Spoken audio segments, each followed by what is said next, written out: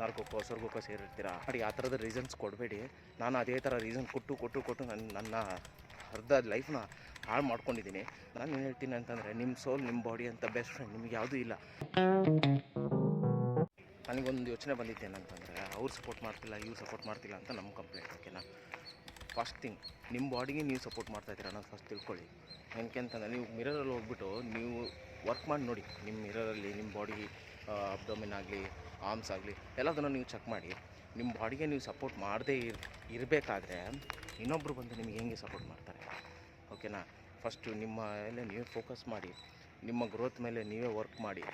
ನಂತರ ನೀವು ಇನ್ನೊಬ್ಬರು ಸಪೋರ್ಟ್ ಮಾಡಿಲ್ಲ ಅನ್ನೋದ್ರ ಬಗ್ಗೆ ಫೋಕಸ್ ಮಾಡಿ. ಅದು ಎಲ್ಲದಕ್ಕೂ ಮುಂಚೆ ಇನ್ನೊಬ್ಬರು ನಿಮಗೆ ಏನಕ್ಕೆ ಸಪೋರ್ಟ್ ಮಾಡಬೇಕು ಅನ್ನೋದು ನನ್ನ ಕ್ವಶನ್ನು. ನಿಮ್ಮ ಸೋಲ್ ನಿಮ್ಮ ಹತ್ರ ಇದೆ, ನಿಮ್ಮ ಬಾಡಿ ನಿಮ್ಮ ಹತ್ರ ಇದೆ. ಯಾವತ್ತು ನಿಮ್ಮ ಸೋಲು ನಿಮ್ಮ ಬಾಡಿ ನಿಮ್ಮ ಹತ್ರ ಇರೋಲ್ಲೋ ಅವತ್ತು ನೀವು ನರಕಕ್ಕೋ ಸ್ವರ್ಗಕ್ಕೋ ಎಲ್ಲೋ ಒಂದು ಕಡೆ ಸೇರಿರ್ತೀರ. ಸೊ ನಾನು ಏನು ಹೇಳ್ತೀನಿ ಅಂತಂದರೆ, ನಿಮ್ಮ ಸೋಲ್ ನಿಮ್ಮ ಬಾಡಿ ಅಂತ ಬೆಸ್ಟ್ ಫ್ರೆಂಡ್ ನಿಮ್ಗೆ ಯಾವುದೂ ಇಲ್ಲ. ಹುಡ್ತಾ ಸಿಂಗಲ್ಲೇ, ನೀವು ಸಾಯ್ತಾನೂ ಸಿಂಗಲ್ಲೇ. ದಯಮಾಡಿ ಆ ಥರದ ರೀಸನ್ಸ್ ಕೊಡಬೇಡಿ. ನಾನು ಅದೇ ಥರ ರೀಸನ್ ಕೊಟ್ಟು ನನ್ನ ಅರ್ಧ ಲೈಫ್ನ ಹಾಳು ಮಾಡ್ಕೊಂಡಿದ್ದೀನಿ. ಸೊ ನೀವು ಆ ಥರ ಮಾಡ್ಕೋಬೇಡಿ. ನಿಮ್ಮ ಫಿಸಿಕ್ ಮೇಲೆ, ನಿಮ್ಮ ಸಕ್ಸಸ್ ಮೇಲೆ ನೀವು ಕನ್ಸಿಸ್ಟೆಂಟಾಗಿ ವರ್ಕ್ ಮಾಡಿ. ಓಕೆ? ಸಕ್ಸಸ್ ಆಗೇ ಆಗ್ತೀರಾ.